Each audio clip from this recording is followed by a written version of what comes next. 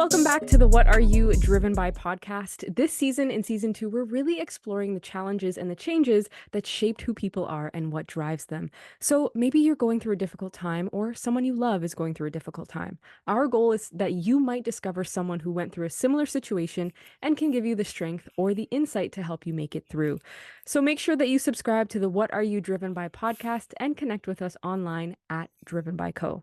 Now, on this episode, we have Jess Takimoto, the founder of Shine Fit. Welcome, Jess. Why don't you introduce yourself?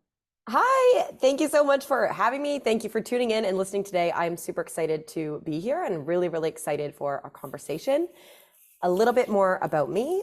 My name is Jess Takimoto. I started Shine Fit, which is a women's fitness company almost 4 years ago during the pandemic. It started all online and has since grown into an in-person studio. So my studio's right downtown Toronto at Yonge and Bloor, and we are a body positive, dance-based studio. So super fun, super high energy, and really I'm on a mission to help change the narrative around toxic fitness culture and diet culture and help women find inner confidence and self-love. Wow, I love that. And you know what? We met very, very recently, and it's so evident that your energy comes through.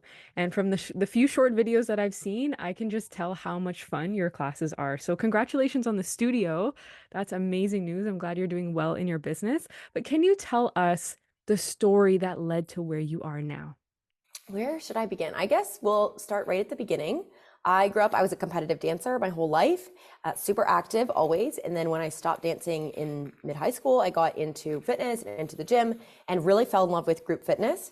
And around the same time, I started to struggle with what I now know is toxic fitness culture and fell into this rabbit hole of, the constant comparison, the body picking, the body checking, looking in the mirror and just feeling like, oh, if my, this part was a little skinnier or this part was a little more toned or, then I'd really be happy with my body. And the thing about this spiral is that, you can be any size or shape and love your body. You can be any size or shape and hate your body, right? And it really is a habit. So you're being in the habit, in the practice of picking yourself apart constantly.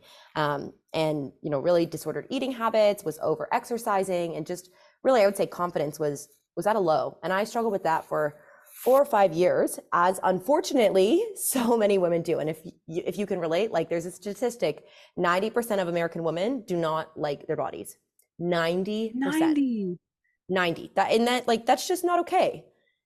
In no world should that ever, how did this happen? That's so not okay. And that is the product of diet culture, of unrealistic beauty standards, of toxic fitness culture, of, in many parts, like the patriarchy, right?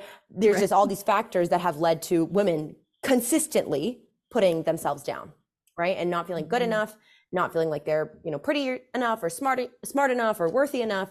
And it's really sad and it's not okay. Anyway, so that was me for many years, but I, really fell in love with group fitness because I love the energy and I loved going to the classes and felt like I was kind of in a dance studio again. And, you have people cheering each other on and people of all different sizes and shapes and abilities coming together and sweating together and high-fiving. And, it's really such a positive and encouraging environment, at least the ones I was in. And one of the instructors is like, you should become an instructor. I think you'd be good at this. So I looked into it. I wasn't old enough, but she's like, I went back and she's like, okay, well, do it during university. Like that's how I got started. And you can, teach for your school gym. And it's kind of a great part-time job. You make some spending money for the bars. You get to motivate other people. It's super flexible. It's obviously for the school. So that you get your winter break off and the summer off, etc. So I thought, okay, that'd be a really cool job. And that going to university, that was literally one of my deciding factors of where I wanted to go was can I become a group fitness instructor there? And I ended up at Queen's University and started getting my certification in first year, got a job teaching for the school gym. And I just became obsessed. I think I spent more hours in the gym than in the library or the business school because I just loved it. Something about it. It's so addicting when you have people coming in and you can be the best hour of their day and take exercise from something that maybe they dreaded or felt isolated or didn't enjoy into a really positive and fun social experience. So that's kind of how I got hooked. And I used to joke when I was in university, oh, I wish I could be a full-time group fitness instructor, but that's just not a job. I would joke with my housemates all the time, I wish there was a career where I could wear athleisure to work every day because I was just, and it really became part of my personality, part of my identity. People like knew like Jess does these group fitness classes, like Jess is brilliant to fitness, and kind of started to build like a little bit of a reputation, a network, a community, a lot of people who knew I was doing this, right? And that is kind of foreshadowing for the later part of the story. So, you know, at the end of my first year teaching, I was like, wow, this is so fun. I really want to keep my, you know, people that come to my classes motivated. So I had an Instagram account that I started that I was just using for, you know, posting about a reminder, like I'm teaching at 7 a.m. tomorrow, like it's in this is how you join the class. And at the end of that school year, I was like, okay, well, I'm not teaching over the summer, but maybe I can just keep posting on this account of just, you know, my workouts and my story and some motivation to encourage people to stay active. And because the reality of it is like humans, we need movement. And historically, right, we did not have sedentary jobs. We were up and active and moving all day. So there's really no need for quote unquote fitness or exercise or workouts. But in our modern world, so that was majority of history, right? It's only been a very recent development, like maybe the past 150 years in history where actually these sedentary desk jobs exist. And that is not natural for humans. And that's where, you know, fitness and workouts came from of, can you know, compress all that activity into a shortened amount of time so you can keep your body physically healthy and strong, right? This is where kind of modern fitness evolved from. And so unless you have a job where you're on your feet and you're active all day, then that doesn't apply to you because you're already, you know, active. But if not, and you spend a lot of time sitting, working, studying, whatever it is, you need to exercise. It's not like a nice to do, like it's a must do, or later on, you're going to have issues, right? You're going to lose mobility, you're going to lose strength. Like as humans, we should be able to climb up a set of stairs without getting winded. We should be able to walk for 5 or 10 minutes without like gasping for air, right? And if you're not in that current state right now, this is not guilting you or shaming you or blaming you. Really, that's going to make you feel worse. That's not going to help at all. But this is just kind of like a wake up, like, yeah, if you're ever like, I feel like I'm too young to like not be able to do X, Y, Z, then that's kind of a sign that, yeah, maybe let's reconsider our lifestyle and our priorities here. Because despite what other people may tell you about, oh, like, you know, that's normal. I'm exhausted all the time. You should not be exhausted all the time. You should have energy. You should be able to get through, you know, a day or a walk or be able to go on a hike or go kayaking or do activities without like fear of like, will I be able to do this? Will I be able to keep up? Like those sorts of things. You know, it's a very normal and natural thing to be strong and energetic and to have endurance. Like those are, you know, it's what our bodies are designed to do. So doesn't mean you have to be an elite athlete. It doesn't mean you have to be training an hour a day, 8 days a week, right? It just means getting enough physical activity. So I got like, to really bring it back to the story, I got so obsessed with this, right? And there's this club at my school called Get Your 150. And it was about trying to promote, you know, physical activity amongst students because 80% of North American adults do not get enough physical activity. 80%. And you know how much is enough? 150 minutes a week. That is 2.5 hours a week. Yeah. I know. That's like when I tell people this statistic, it is like mind blowing that only 20% of people, right? That is like what, 1 in 5 people gets more than 2.5 hours of activity a week. A week. A week, not a day, a week. That is 30 minutes a day, 5 days a week. 40 minutes a day, 4 days a week. 20 minutes a day, 6 days a week. This is moderate to vigorous intensity. So your heart rate's up and you're sweating, okay? So it's actually like a ridiculous, and when I learned this, and I mean, you know, you're very smart, you're well educated, just based on the fact that you're listening to a podcast about like motivation and career advice, okay? I don't have to tell you that exercise is good for you. I don't have to tell you it like reduces your risk of chronic disease. It gives you more endurance, like all the benefits of getting regular physical activity. But a lot of people think it's overwhelming, it's daunting, it's too time consuming. And it's like, no, it's not at all. 2.5 hours a week is all it takes. And when you realize this, it's like, why are we not all getting enough activity? So this is what I became so addicted to this. And I was always talking about like, you know, an extra half an hour of work is going to be way less helpful for you than doing a half hour of movement, of taking a break, right? It's giving your brain a break. It's going to improve your focus, productivity, concentration. 30 minutes a day is literally 3% of your day. Like it's nothing. When You you know, where compare can it you like that too, right? yeah, and I'm like, it doesn't need to be bougie. It doesn't need to be like with fancy equipment. Literally anything, like go for a walk, go for a jog, do like a body weight YouTube workout in your room. Like it can be free and require no equipment and like virtually no time. Like there's literally no reason, right? Unless key criteria here, unless you're like literally in survival mode, and let's say, I don't know, you're having like a health scare, or you're dealing with a family emergency, or like intense grief, mental illness. Like there's certain times in life when like literally just waking up and getting through the day and surviving is the priority. And then of course, in that season of life, like this does not apply. And understanding like in some seasons of life, exercise will not be a priority, and there's no need to feel guilty. You just have to let it go because it's literally about survival. But in a normal, healthy, like regular season of life, getting that exercise is like, how can you not make 2.5 hours a week? Like so my mind is blown. I become so obsessed with this, right? I'm talking about it all the time. And this is really where this like fitness account stemmed from. And so I'm starting to share about this. And, you know, a lot of people are starting to say, wow, you really motivate me to get more active and to make it about feeling good, about being more productive, as opposed to doing it to change the way you look. And this is the kind of foundation for what eventually became to be Shine, which is my company. So over the summer, I started sharing more and more. And then I'm really getting so obsessed with like fitness on a broad scale. I'm getting so obsessed with, you know, understanding diet culture, toxic fitness culture, body image. I'm getting so obsessed in certain ways with entrepreneurship and like digital marketing. Like I was doing a business degree, and I found that quite interesting. And at the same time, I'm trying to figure out, what do I want to do with my career? And I always thought like, okay, I'm in this business degree. Everyone goes and works corporate. I'll go work corporate, you know, have some stability. And then eventually, maybe once I have some stability, you know, et cetera, financial security, just like general, like figure out how to adult, then I'll go and do something I'm passionate about. Makes sense. Kind of did it backwards. Oh, I literally did it backwards. For context, I'm 24. So this is what I ended up doing right out of undergrad. And so I'm getting obsessed with all these things at the same time. And then I went on exchange. I was studying abroad, traveling, living my best life. I was in Singapore, Southeast Asia. That's when COVID hit. So it was quite an interesting experience, like how COVID happened, like in that part of the world. Anyways, March, had to come home, of course. I was in quarantine. And then this is why I kind of gave all these different details and pieces of the backstory, because looking back, and I've realized this very recently, it seems like the first 6 months of Shine was an overnight success, and it just exploded.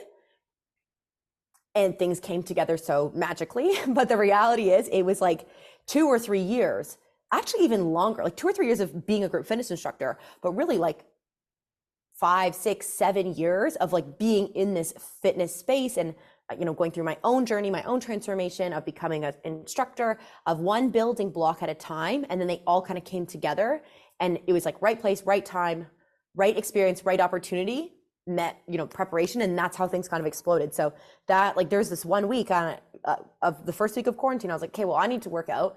Maybe I can just teach some classes on like teach a class, quote unquote, teach a class. Like if I was teaching a class on Instagram, and, you know, this is just a way that my friends, my participants from Queens can come, we can all just come together. And, you know, this is obviously something that people need right now, is exercise reduces stress. There's a statistic that says 30 minutes a day,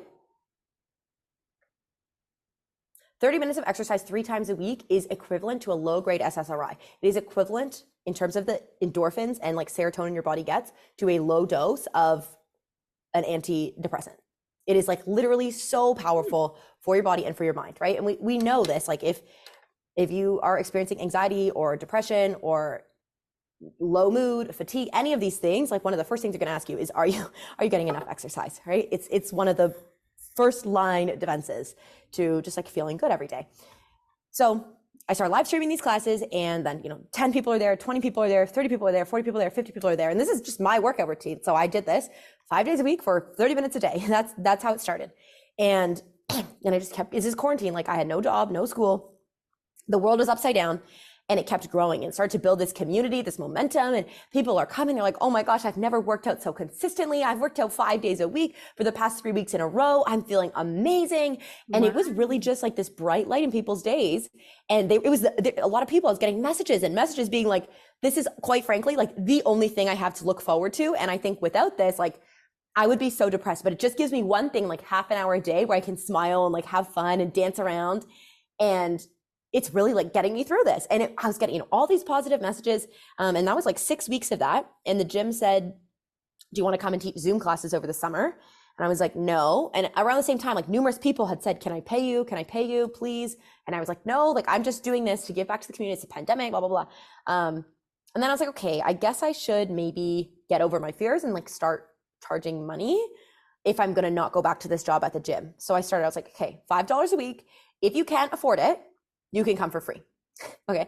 And $5 a week for unlimited access. And I was treating every client like a personal trainer. Like I was sending check-in messages. I'm like doing community Wow. group stuff. You could come on the live stream. You could do the replays. Like it was insanity. And we'll get to this later, but,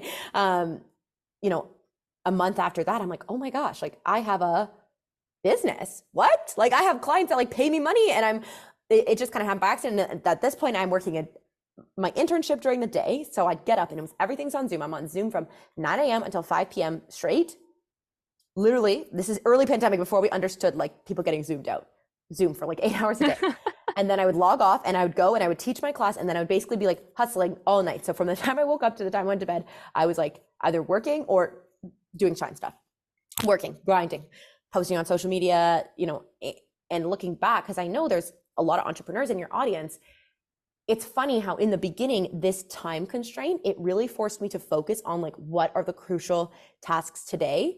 And I didn't actually have time to spend on like fancy branding or like making a super nice setup. Like it was literally just every day focusing on messaging people, getting new people into class. Like, so basically all I was doing was selling Yeah. the service. The classes were fun, but like the experience of it, oh my God, it was like so bootleg, right? It was just like, it was like I started with nothing. I literally have bootstrapped this entire business, okay?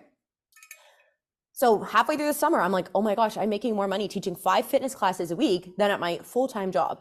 Granted, I was making Wow. $16 an hour, okay? So we're talking like, hundreds here. But in that time, I'm a university student. I was like, oh my God, I am rich. Like I have made it. I am loaded. I'm rolling in cash. This is insane. Like I can make my own money.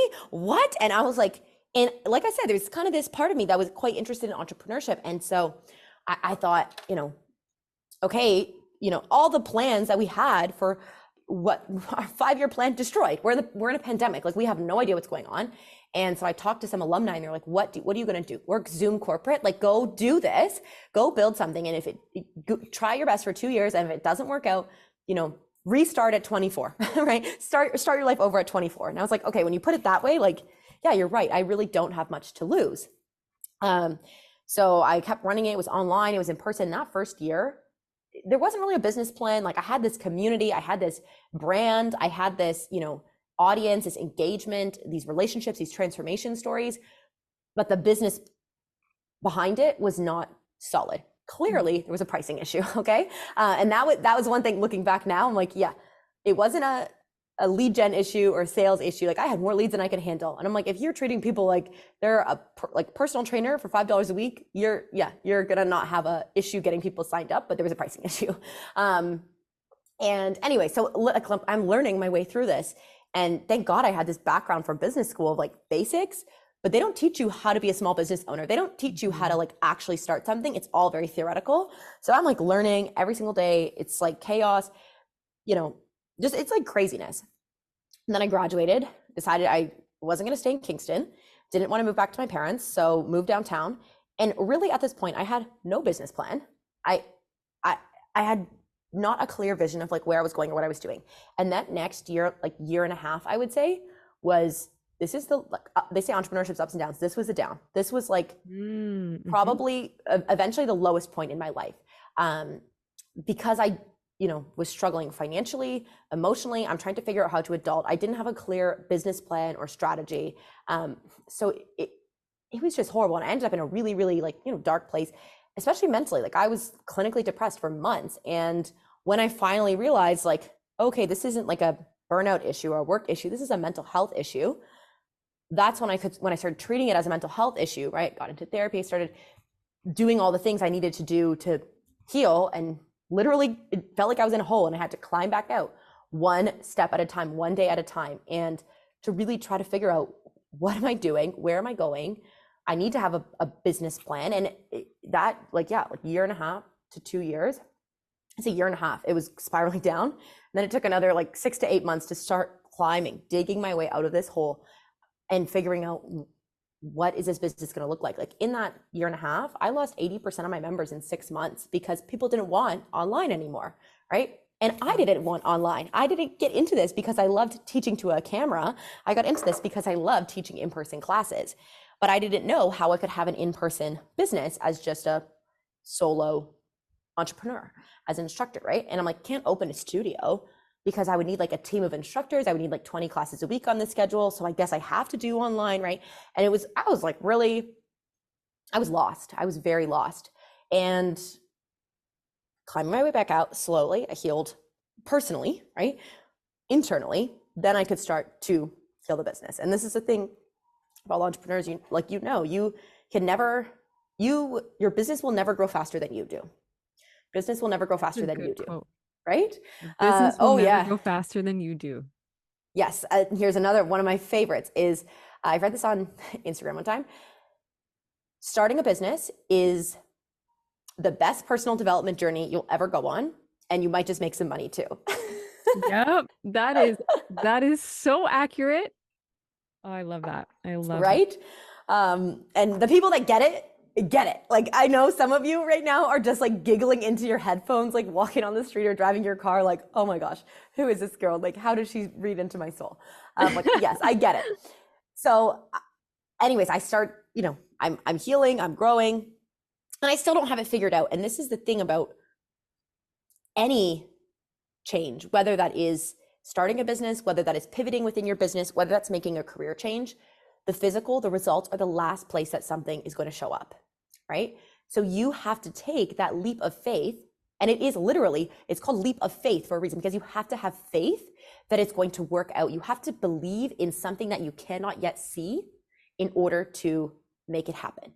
And so, owning a business is honestly just literally a continual series of leaps of faith, right?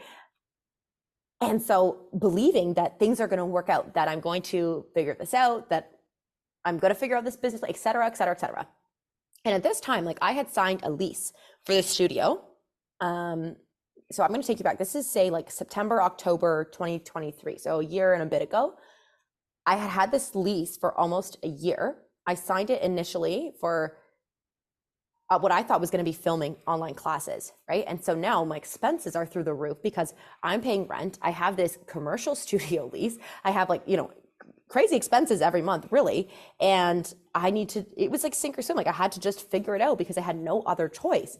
And I found this program. It's called Gym Launch, and it's a program that helps turn around like small independent gyms. Alex Hormozy, yeah, you know it. Yep. So I started Gym Launch in the fall, and they're like, what do you mean? You can have an in-person studio with just you, sell it like boot camp style, make people commit for 6 weeks up front. And then these are your like we have 5 available times right now for our sessions. You almost like, they're like kind of like bluff a little bit and just be like, these are the available sessions. Monday, Tuesday, Wednesday, Thursday, or Friday, you want 5:30 or 7:30, whatever. And it was just me teaching these 5 classes a week. And like once those fill, then add more classes, then hire another instructor, and literally like bootstrap opening an in-person studio. And I was like, okay. And so that's what I started doing. It was like running paid ads, cold traffic, sales consultations, hard sales.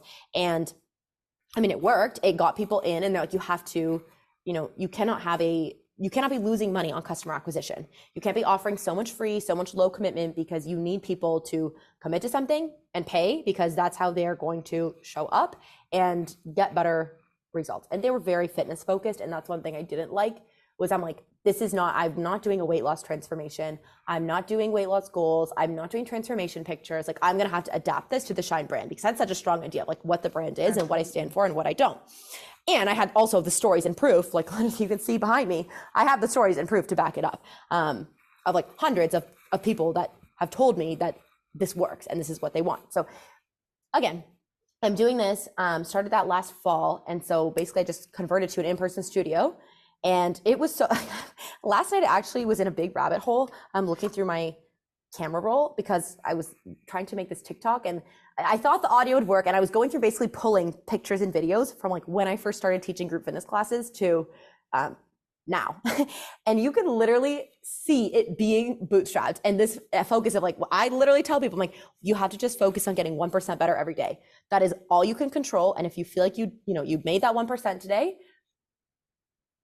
you cannot see the change. The change doesn't happen overnight, but then you look back 5 years and you're like, well, that's where I started and that's where I am now. Like the walls in here were like puke brown. It was like so gross. And I'm offering these fitness classes and it was literally like, I'm bootstrapping. I had no funding and no investors, no nothing. So I was like saving money to be able to buy new paint to then paint the whole studio myself. Like that's literally how I made it happen. And now I walk in here, I'm like, oh shit, it looks like a real fitness studio. Like, I did that. That's crazy. Surprised yourself.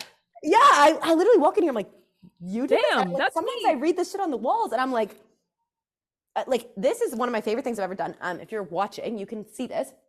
I made these poster frames, which let me tell you, these were $250 a piece on Facebook Marketplace from an estate sale that I painted myself, okay? And I physically printed and cut these pieces of paper off. And then, so like, this is all very hand done, but I've gotten more skilled over time. And I walk in here and I read these things. And to me, like I really advocate for having physical reminders in your space of, who you've become and who you are becoming, right? And yes, there's so much emphasis on vision boards. Love a good vision board. Mine's in my bathroom every day when I sit down and have my, on the toilet in the morning, I stare at my vision board. So that's my vision board.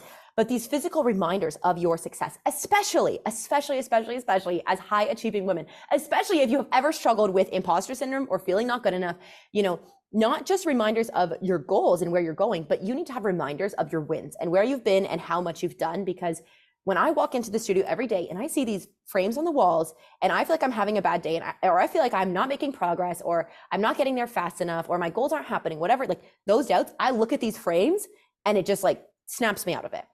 So like brag, boast about yourself, put up your awards, put up your diplomas, put up your degrees. Like you've earned that success and you have to qualify yourself. You have to make yourself feel like you deserve it and that you earned it, because imposter syndrome is this sneaky thing. And it's, so easy to convince yourself that, oh, it's fluke. Oh, it's luck. Like, oh, I was like right timing, right place. No, like you worked for it. And yes, of course, there's an element of luck in anything, but in my opinion, you can't get lucky if you're not ready. Like that will be very short-lived luck. So any degree of like long-term success is hard work with a mixture of luck, and it wouldn't have happened without the hard work. Absolutely. Like the luck will always be there, but you have to be ready for it. So anyways, that was this is, I know, like a long-winded story, but you're really getting the story here. That was last year and started, running classes. Those classes filled.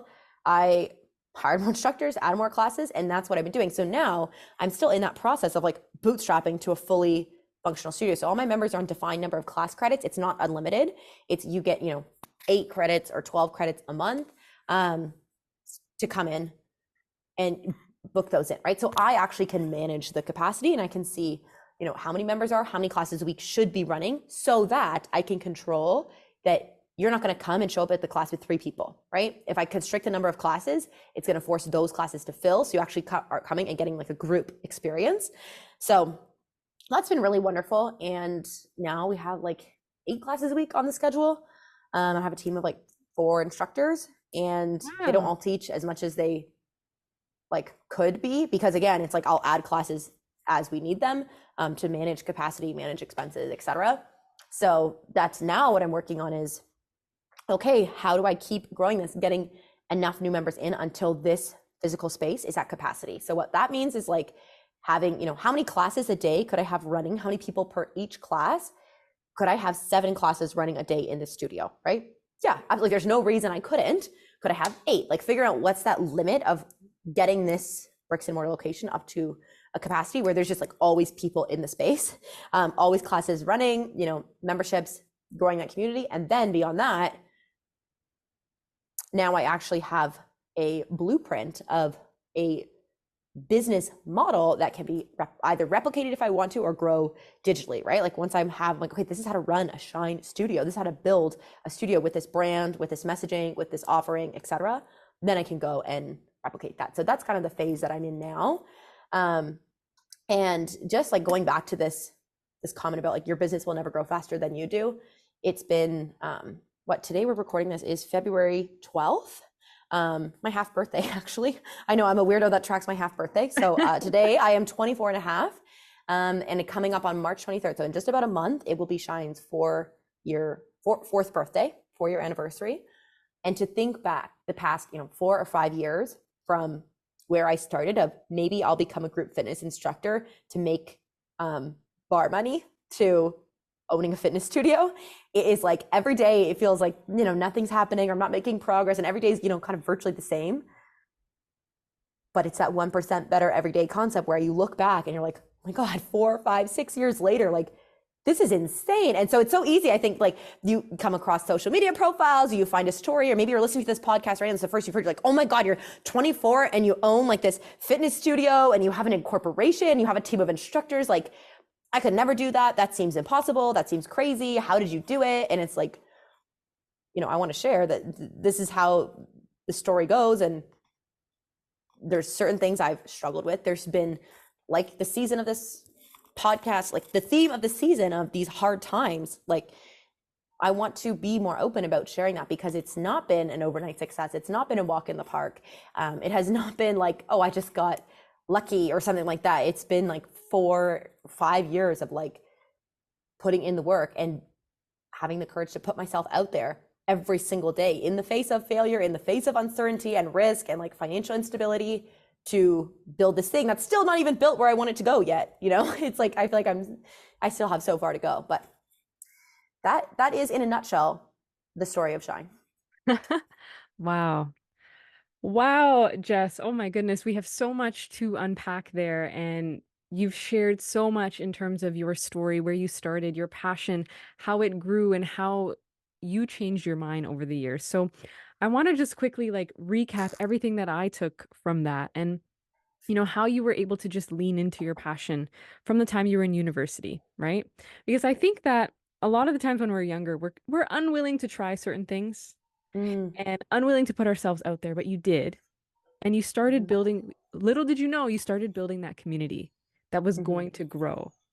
And so I love what you said about planting the seeds early on and mhm, how, although Shine might seem like an overnight success, it really wasn't. You were putting in the groundwork and creating the opportunity for alignment to happen to you. And it did. mhm, And I love that you shared about, how that quote really, really, really, really sticks with me in terms of your business will never grow faster than you do.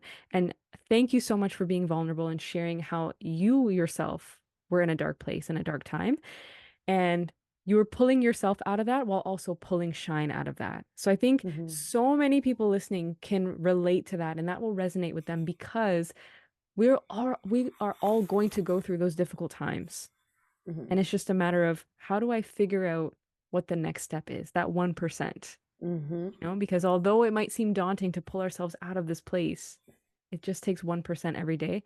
And then we look back on all the progress that we've made, whether it is a frame of feedback that reminds you of how far you come, or looking back on your awards or just where you were, a year ago, looking back on those photos in your camera roll just to see how far you've come is so, so important. So thank you, thank you, thank you so much. So I want to know a little bit more about, how you discovered this passion, right? So you talked a little bit about the toxic fitness and how you were able to recognize that that's not what you wanted in a workout class. That's not what you wanted in a fitness environment. So what was it that got you feeling so engaged about changing this narrative? Do you recall what that was and how and what mm. continues to keep you so engaged?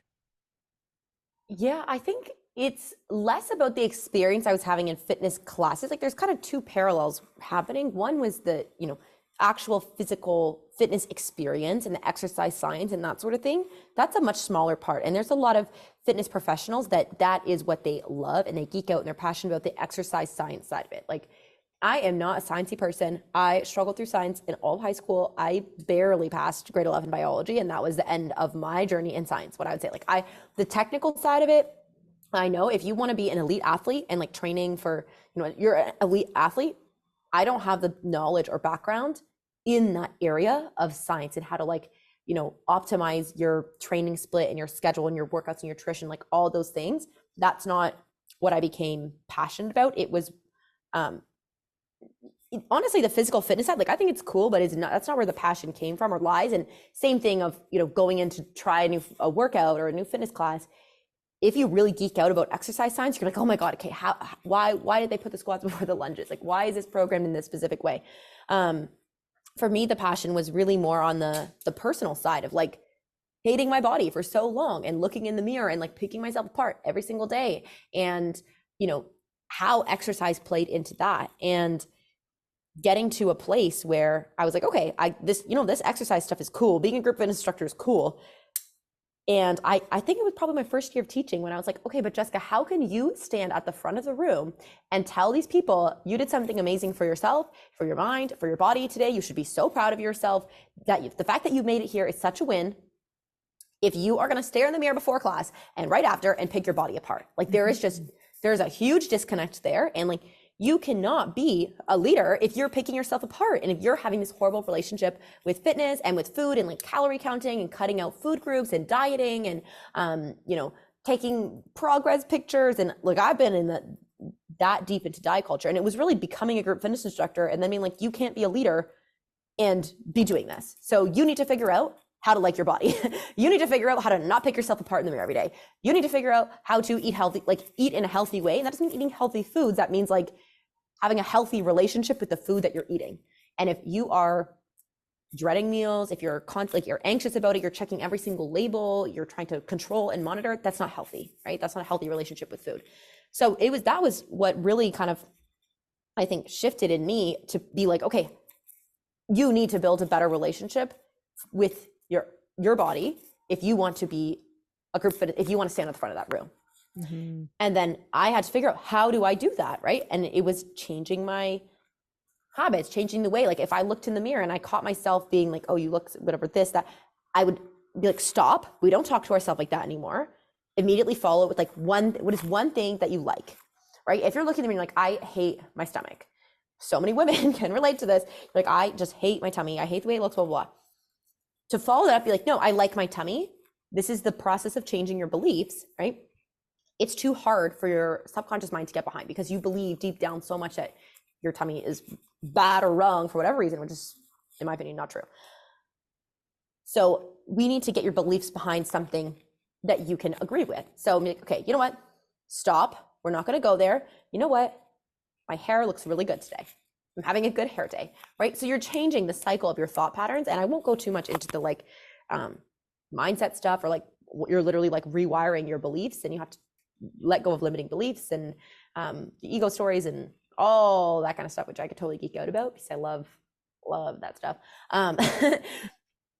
But through changing this on my own and getting to a place where I'm like, I could look in the mirror like, wow, I look great today. I really like my body. Or not, that took a long time to get there. But even to get to a place of like not actively hating my body and just being like, okay, this is the body that I'm in and I am strong, and it like, I can do, I'm grateful that I'm able to move. I can go on a hike, or I can go, swimming or something like that, that I have the ability to do that. So getting to a place of neutrality before actually a place of like love. That's a journey in itself. Yeah, that was and so I think that's like what fueled me, is my own journey of how much I hated my body and had this toxic relationship with exercise, and like forcing myself to change it and seeing like you can change it. That statistic about 90% of women not liking their bodies can be changed. Like it is totally possible to teach somebody, how to like their body, how to get 150 minutes of exercise a week, get that 2.5 hours so that you feel really good. And when you take the emphasis of exercising away from losing weight or doing it just to change your body, and you put the emphasis on like, wow, do you feel less stressed? Do you feel happier? Do you feel like you have more energy? Do you feel like, proud of yourself? And focusing on that feeling, right? I'm like that. Oh my God, it was my transformation. And then seeing that I could create that for other people, that got me hooked. And then the business side, what got me even more hooked is like, okay, but can you create a business and systems where you can have other people helping create those transformations so you can multiply it by like hundreds or thousands more than you could ever just do one-on-one with people yourself, right? And this is just, the people that get it, and I assume if you're listening to a podcast about like motivation and personal development, like you're going to be like, okay, that's cool. But not everybody thinks like this, right? And when I spent a long time trying to actually hide like how much I could geek out about like, I want to change people's lives because I think it's so cool, right? I'm like, I want to build this thing that helps people. A lot of people don't share that same sense of like enthusiasm. So I think it's so important to find the people that do, whether that's in person or online spaces, like literally what you're doing right now and listening to this episode and feeling like you're in the room at the table with the kind of people who are like excited about the same things that you are, because I think that is a beautiful thing that you want to, change and grow and take that leap of faith and build something that helps people. It's energy too. Like it's an energy exchange. And the more that you're around people who reflect that energy back to you, the more it grows. So I love that. And I think that the fact that you're loud about it now, that you're loud about wanting to change people's lives was a huge energy shift for you. Because before, you might have been pushing along, trying to create shine, but it's like, no, now I'm here to change people's lives. And that's what this is. That's what Yeah. you're here for. So that's amazing. Now, another Yeah. question. For those who might be going through a difficult time, and I Mm. know you struggled yourself with positive body image, and like you said, 90% of people hate their bodies. Mhm. So, what are what's some key advice you would give to people to help them shift out of this cycle? I know you mentioned changing those belief patterns, but what is some advice to help them just be happier in their own skin? Yeah. So if we're talking specifically about body image, I will give you a little breakdown of the difference between your body and body image, because a lot of us don't realize that there is a difference. Your body is a fact. It is a certain size, it is a certain shape, like it is a certain weight, it is composed in a certain way, and that is what it is. That's fact. Your body image is the way that you see yourself, right? That Yes. is your perception, that is your opinion, that is your judgments, that is your interpretation. And so to like your body, you don't need to change your body. You need to change your perception, your opinion, and your judgments. Powerful. And this is the thing. It change does not take time. It takes decisions. Change does not take time. It takes decisions. It is so, this can happen. I know I have all these one-liners, and it's funny. I have certain one-liners that if you listen to a bunch of things I've done, you're gonna be like, I hear the same things over and over. Like they just become my little like Jessisms. But change does not take time. It takes decisions. So a lot of us have been so conditioned and raised and told for so long that it's so normal to not like your body. It is so normal to like always be having a body-based goal of change, such as weight loss or like wanting to be skinnier, more toned, et cetera, that it has this underlying assumption that if you don't look like X, therefore you should not like your body. Yes. And that is changing with the body positivity movement, self-love influencers. Like that narrative is really changing, but for so long, and based on the age that you are, the way you were raised is not the way that girls right now are seeing on social media being raised. It was like, if you look like a Victoria's Secret model, you can like your body and be happy. And if you don't, you shouldn't, right? Exactly. And another scary statistic, only 5% of North American women naturally have the body type portrayed in the media. Yeah. So 95% of us are just like genetically not going to look like Victoria's Secret models ever. And that's not a bad thing. And if it just like is, when you realize that, it's like, oh, this is what like normal healthy bodies look like. Like you don't have to be super skinny or super muscular to be healthy and to be happy. And so if you're really like, I don't like my body, my guess is the a denim on that phrase is I need to change it to like it. And I want you to think, instead of like, I don't like my body, therefore I need to change my body. I want you to change that phrase like, I don't like my body, so I need to change my thoughts and my beliefs, right? And when you do that consistently, like, okay, somebody who likes their body, what kind of things would they believe? What kind of thoughts would they be having, right? What kind of actions would they take? Somebody who likes their body is not going to stand in front of the mirror and be like poking and like pulling up their shirt and like, pinching their clothes together all the time.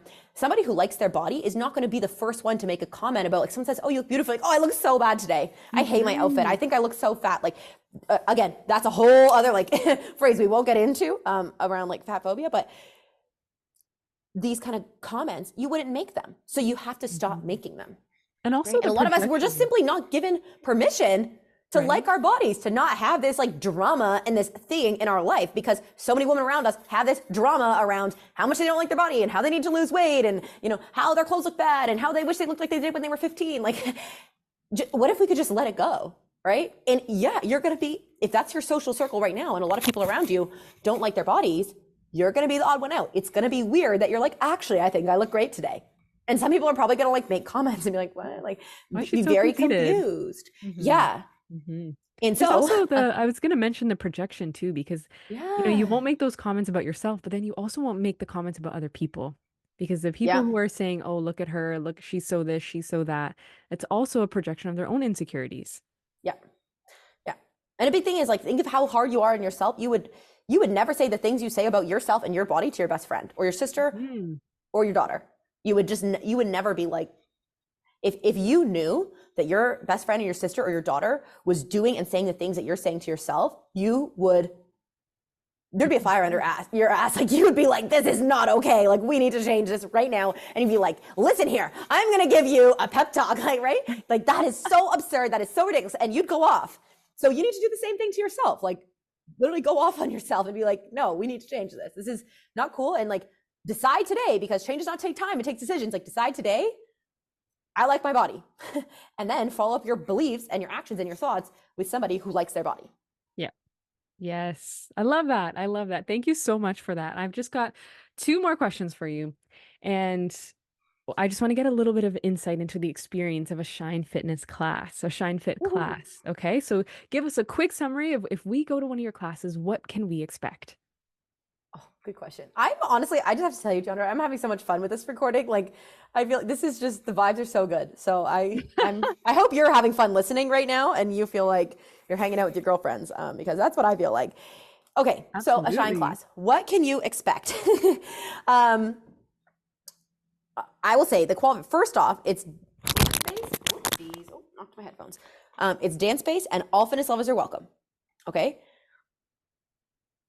Expect an intense workout. Like I said, I'm not like super crazy geeky on the science side, but I geek enough to have programmed and developed over the past 6 years formats that no matter what, my goal is no matter what fitness level you're at, you are going to come and be challenged. And it's going to be a challenging workout. And if you are into fitness, the way we do this is body weight and plyometric training. You're using multiple major muscle groups at the same time. So no matter how strong you are or how much endurance you have, you can add more. If you are like, that sounds like high school science and that made no sense to me. What you can expect, you're going to come, everything's to the beat of the music. So you're trying to stay on the beat of the music the whole time, and you're doing fitness moves. It's almost like aerobics on crack, like a combination of like Zumba minus the Latin mixed with like Army boot camp athletic training. I can Okay. So it's like visualize that. super high energy. Like, you're dancing and you're cheering and you're like jumping around, you're giving high fives. And it's like intense. Like, you're like breathing, you're gasping for air, your muscles are burning, but like in a good way, Okay. Oh, wonderful. But like in a way that you're like, why is everyone so nice and supportive and cheering me on? But I also kind of simultaneously feel like I'm dying a little bit. Is kind of an overview of the vibe. And yeah, I would say that's what makes it, like, that's my goal, is again, coming back to that group fitness concept of like having people of all different shapes, sizes, and abilities come and be able to do the same workout. Shine classes are the only workouts I do. I work out currently 5 days a week for 35 to 40 minutes a class. That is more than you actually need, right? That's more than that 2.5 hour limit. But also, I would say for most people, that's actually quite doable. Like 35, 40 minutes a day, 5 days a week. Because I want, as a leader, I think there's a lot of like celebrity trainers, group fitness instructors that it's like, oh, you're teaching like 3 times a day, like 8 days a week. That's so unattainable for me. I could never like be that strong. I could never jump that high. I could never, or worse off, which I know is the truth, I can never look like that. And again, it's not about what you look like. And I cannot emphasize this enough. But also, if you're exercising, 4 or 5 days a week consistently for 5 or 6 years, of course you're going to gain muscle. Of course, if you have weight to lose, you're going to lose it. Of course, your body's going to change. That's a fact of exercise. So, I think I get a lot of like heat for that. People being, how can you be so body positive, but you look like that? But the more you get to know me and the brand, you're like, okay, it kind of checks out. It makes sense. But to have people come in who can, we can all do the same workout at the same time. These are my workouts too. And so, for example, if we have burpees, there's burpees in our HIIT classes, a lot of them. There's options, and you can be doing double squats. You can be doing a walkout. So you put your hands down, you like tap one foot out or walk both feet out, walk in and come up. You can do a burpee. You can, and then if the burpee's not challenging enough, I'll throw in other modifications like progressions of add a jump at the top, add a tuck jump at the top, add a push up at the bottom and the tuck jump at the top.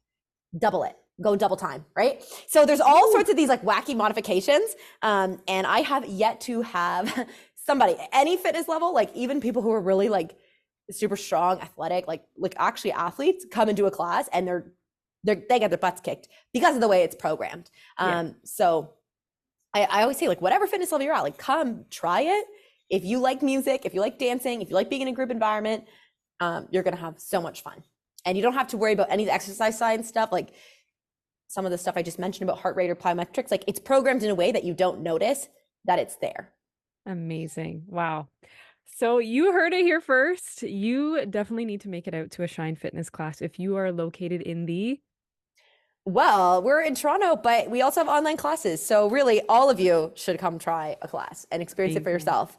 And if you send me a DM after this episode, I will give you a free class. How's that for convincing? Yeah. And I think actually Deandra's going to lead by example. So now she's basically committing live to come try a class. Pretty much. Yeah. I have voluntold you, I've forced you into it, and now your listeners will know that you've committed to doing this class. You have to come try. It's okay. I was convinced a while ago. Perfect. Yeah. But you could come in person. You could share the experience and see the studio or, exactly. Just come in person. Yeah. So wonderful. Yeah, that's what the classes are like.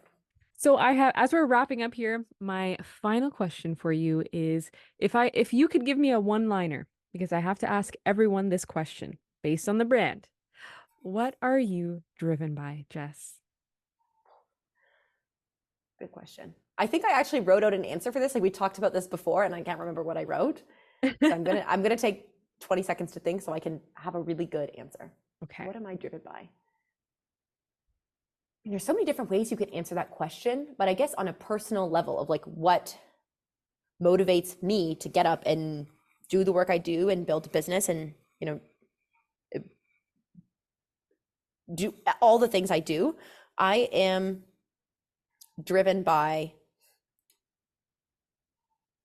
can I say two things? I would say one, becoming the best version of myself and seeing what my potential truly is. And the other is making a positive social change.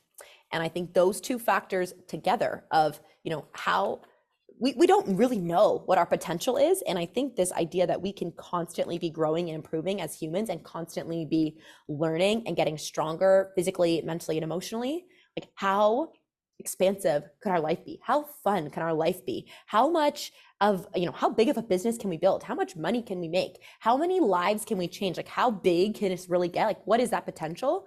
I think not knowing, but also knowing that what I thought my potential was a few years ago, and then completely surpassing that, it's like, wow, how much can I do? How big can I make my life, right? What next? Yeah. And then with that, the other part of that is knowing that the greater I expand my potential and the more I do, the more lives I will change and the more of a positive social impact I will make. So knowing that like the stronger I get, the more I learn, the more lives I change, the more relationships I build, that the more I can help other people too. So knowing that there's a very like positive external impact from my growth. I would say that's what drives me. I love that. That was beautifully put, and it sounds like that is the mission of Shine Fit. So where can we find Shine Fit or you online? Yeah, absolutely. Instagram and TikTok are the big ones. You can find Shine. It's at Shine Fit Co. Shine Fit Co. FITCO. Okay. And right now we're popping off on TikTok. So definitely check out the TikTok. And you can find me personally at Jess Takimoto Fitness. I'm sure that's going to get linked in the description because my last name, it's spelled exactly how it sounds, but it's sometimes easier to see it spelled out. So Jess Takimoto Fitness. And I am on my Instagram stories every single day. You can hang out with me there. I answer all the messages myself. So please, please, please, please, please, if you have made it to this point in the podcast, you listened to the entire thing, please just send me a message and let me know that you listened to it because I personally would love that positive feedback just to know that you got something out of this. So send me a message, please. Amazing. Jess, thank you so much for joining us on the What Are You Driven By podcast. And to all our listeners, thank you so much for tuning in to the What Are You Driven By podcast. We hope to see you next time for another life changing motivational story.